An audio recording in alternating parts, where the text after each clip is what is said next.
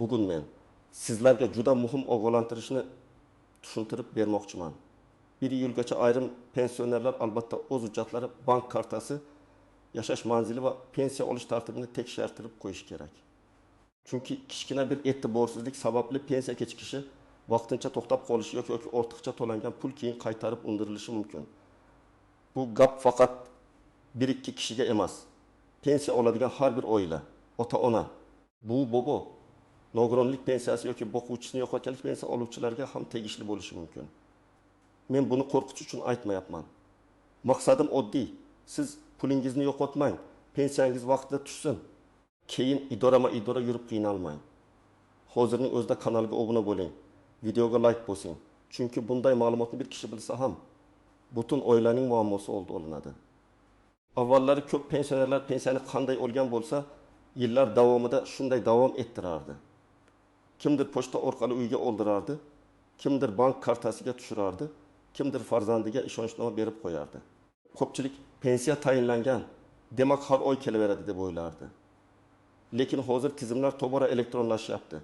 Ma'lumotlar bazalari bir-biri bilan solishtirilyapti. Bank hisob varaqlari, pasport ma'lumotlari, yashash manzili, tiriklik holati, ishga kirgan-kirmagani, boshqa to'lovlar bilan bog'liq ma'lumotlar tekshirilmoqda. Shu sababli oldin bilinmay qolgan xatolar hozir tezroq ko'rinadi. Masalan, pensionerning pasporti almashgan. Lekin pensiya jamg'armasi bazasida eski ma'lumot qolgan. Bank kartasining muddati tugagan, lekin pensioner buni sezmagan. Yashash manzili o'zgargan, lekin ro'yxatdan o'tish ma'lumoti yangilanmagan. Ishonchnoma muddati tugagan.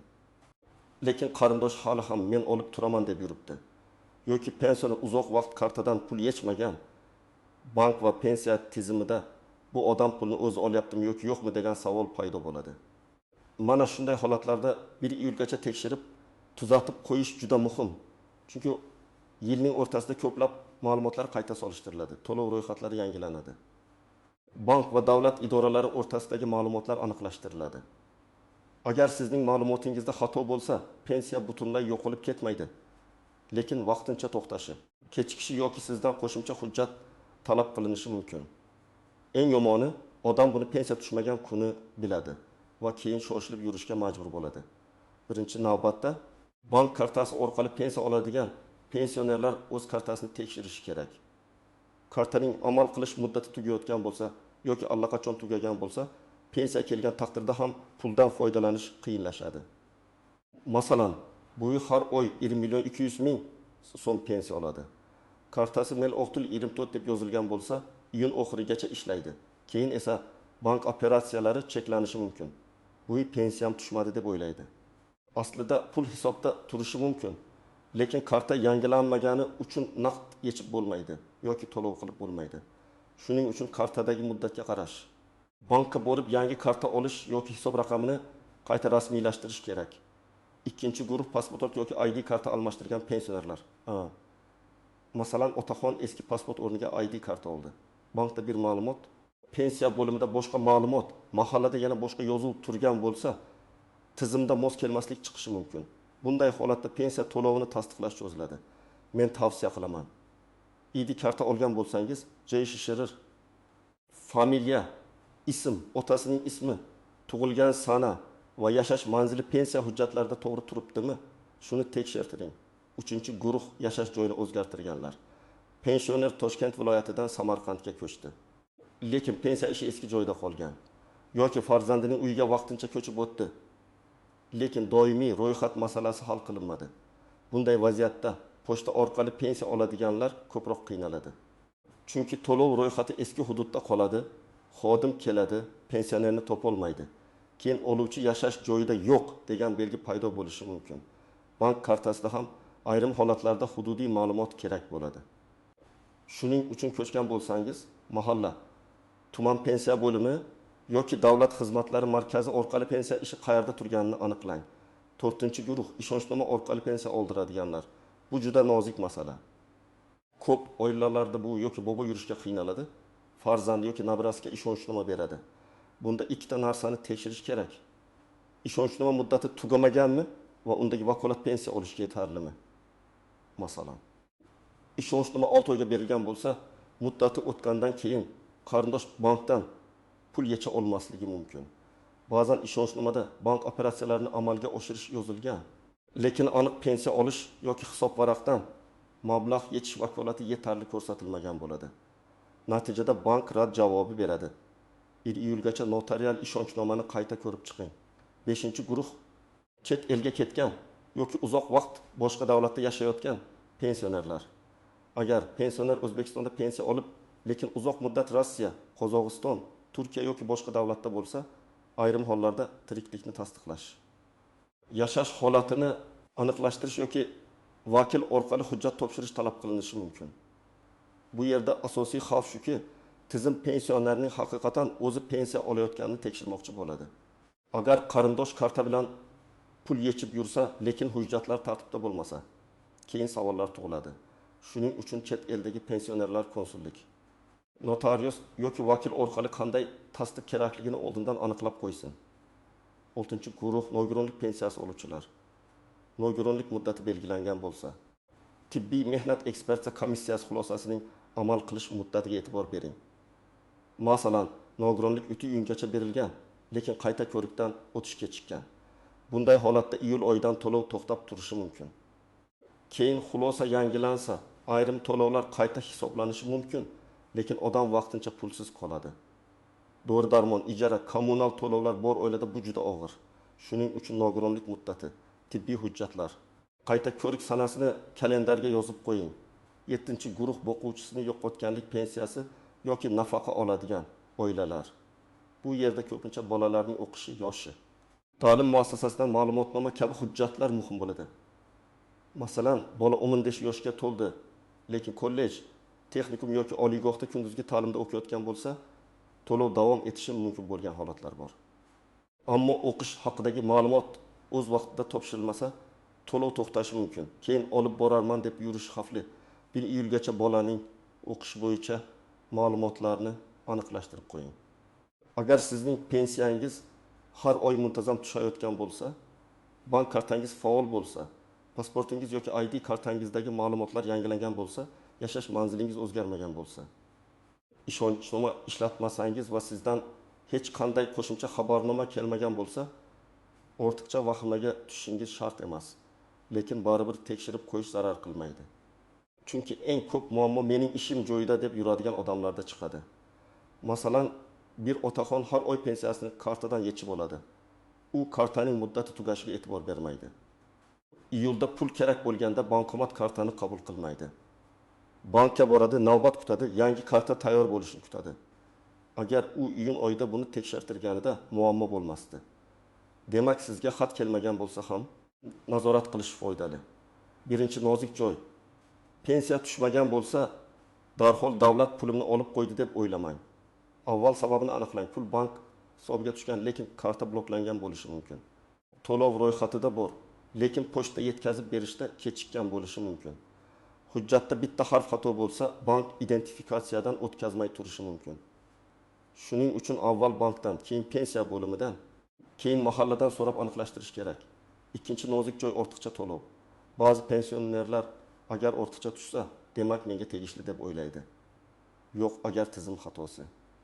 Noto'g'ri ma'lumot yoki o'z vaqtida xabar berilmagan holat sabab ortiqcha pensiya to'lansa, keyin bu pulni qaytarish talab qilinishi mumkin. Masalan, nogironlik muddati tugagan, lekin oila qayta ko'rikdan o'tmaganini aytmagan.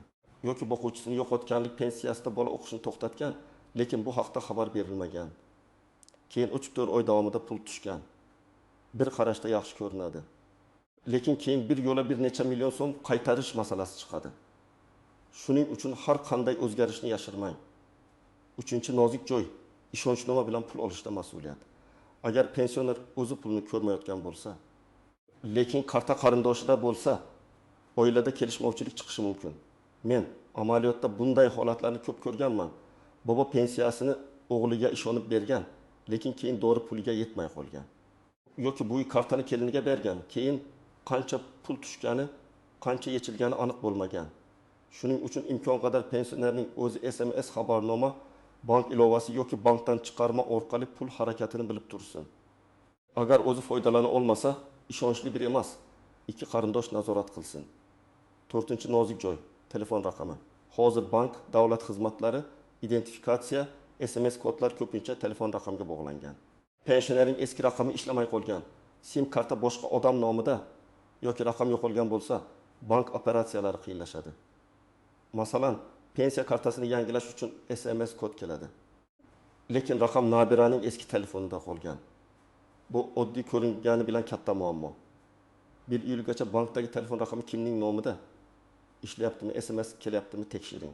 5-nozik joy, familiya yoki ism o'zgarishi.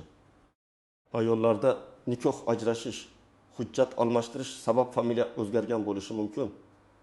Pensionerning pensiya ishi eski familiyada, bank kartasi yangi familiyada bo'lsa, ayrim operatsiyalar to'xtab qoladi. Buni vaqtida to'g'irlash kerak. Bitta harf ham muhim. O'g'li yozilishi, lotin kiril farqi, tug'ilgan sana xatosi, pasport seriyasi o'zgarish tizimida mos kelmaslik keltirib chiqaradi. 6-nozik joy.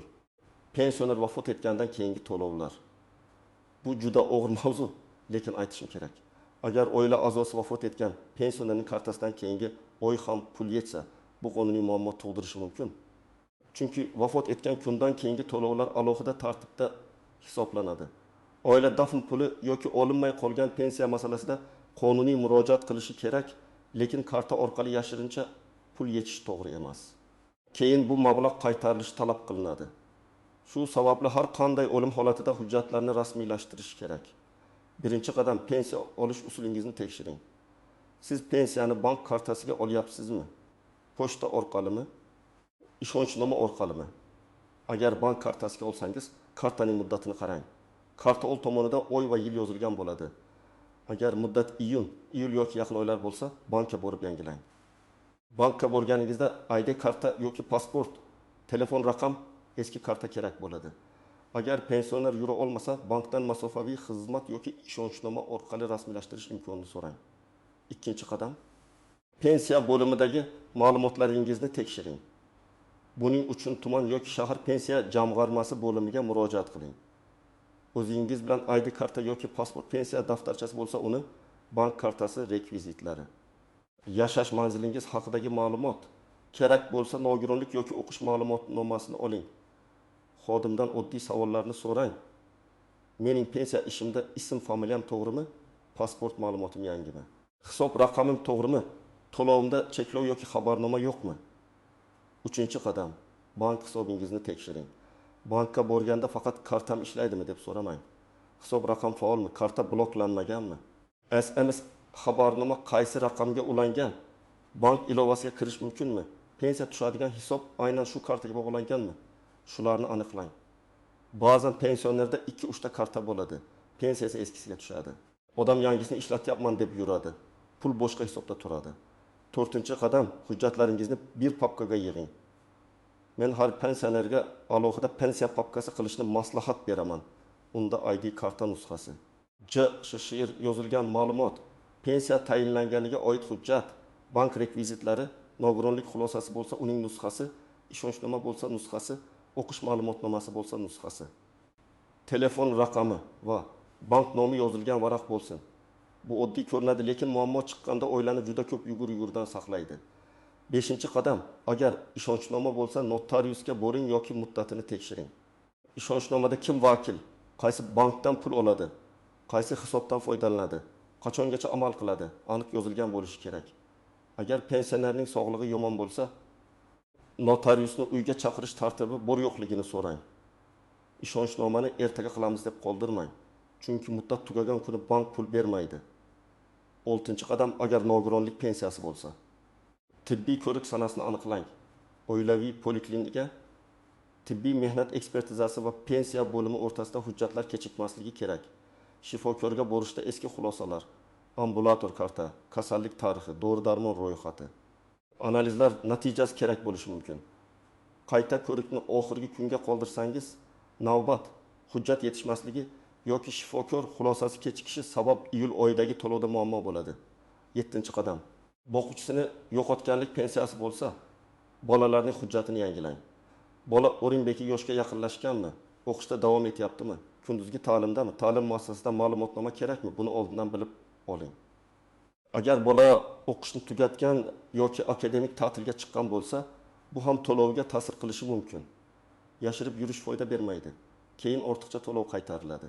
8-qadam agar sizga SMS, telefon qo'ng'irog'i yoki mahalladan xabar kelgan bo'lsa, befarq bo'lmang. Keyin boraman demang. Xabarda ma'lumotlarni aniqlashtiring. Bank rekvizitini yangilang. Hujjat olib keling deyilsa, bu oddiy taklif emas. To'lovingizga ta'sir qiladigan masala bo'lishi mumkin. Lekin shu bilan birga firibgarlardan ehtiyot bo'ling. Hech kimga karta paroli, SMS kod, PIN kod, bank ilovasi parolini aytmang. Davlat idorasi yoki bank xodimi sizdan SMS kod so'ramaydi. Agar kimdir pensiyangiz to'xtaydi, kodni ayting desa, bu firibgar bo'lishi mumkin. 9-qadam, qarindoshlaringiz bilan ochiq gaplashing. Pensionerning bo'lib pensionerniki. Farzandlar yordam berishi mumkin, lekin pul qayerga ketayotganini pensioner bilishi kerak. Har oy qancha pensiya tushyapti, qancha yechildi. Kommunal to'lov, dori, oziq-ovqatga qancha ketdi. Oddiy daftar tuting. Bu nafaqat moliyaviy tartib, balki oiladagi ishonch uchun ham muhim. 10-qadam, agar pensiya tushmasa, harakat tartibini biling. Avval bankomat yoki bank ilovasidan hisobni tekshiring. Keyin bankka qo'ng'iroq qiling yoki filialga boring. Bankda pul yo'q deyishsa, pensiya jamg'armasi bo'limiga murojaat qiling. U yerda to'lov ro'yxatida bormisiz? Qanday sabab bilan to'xtagan, qaysi hujjat kerak? Yozma yoki og'zaki aniqlashtiring. Agar masala hal bo'lmasa, davlat xizmatlari markazi yoki tegishli yuqori tashkilotga murojaat qilish mumkin. Muhimi, shunchaki kutib o'tirmang. Bir misol keltiraman. 7 yoshli onaxon pensiyasini kartaga oladi. Kartaning muddati iyun oyida tugaydi. U buni bilmaydi.